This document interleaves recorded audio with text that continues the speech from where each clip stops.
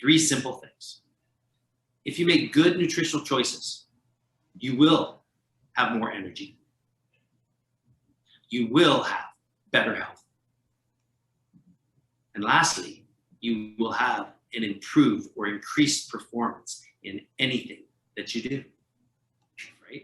It's not what we do once in a while that really matters. It's what we do consistently and repetitively that actually has the cause and effect that changes our life, right?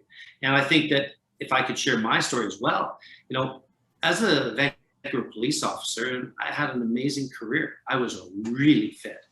I was really blessed to be able to train every day and to do all kinds of really exciting job experiences.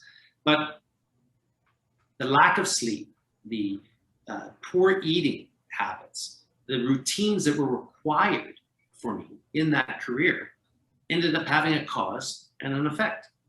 And I wasn't overweight when I became a diabetic. I was 190 pounds, 8% body fat. They used to joke and say, don't send the dog, send he. So then I left because of that, to create better routines, because our routines really drive the result of our life, right?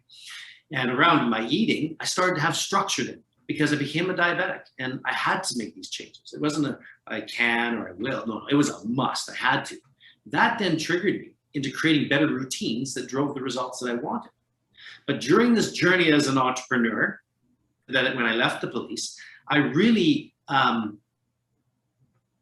to develop routines around my eating and my health that would help me lose weight. Because when I lost my 40 pounds before I went into the coma and found out I was a diabetic, it didn't come back as muscle because I wasn't doing the same habits and routines in my time off of trying to gain my health back. What actually happened is it came back and I was 25 plus pounds overweight and not having the impact through the routines in my life. So I had to go through this journey with my eating to fight back. And as a type 1, it's hard to lose weight. Really hard as a type 2. Any form of diabetes really resists this ability because we live off of blood sugar and the food we put in versus burning fat. So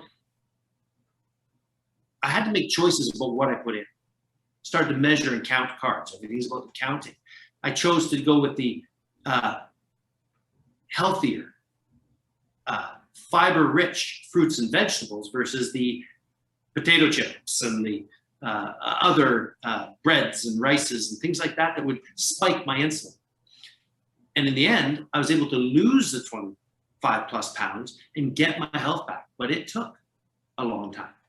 But the first choice was what I put in my mouth. So please visit us at uncommondiabetic.com and reserve your spot today. And you too will build the foundations. We will help you create a massive action plan, a simple map by assessing where you are and creating simple steps around the 4 pillars of health to double or triple your energy. Remove exhaustion and fatigue forever. Eat to maximize health and taste. Manage your blood sugar like a performance pro. Lose that extra weight for good. And get fit to live your uncommon diabetic life.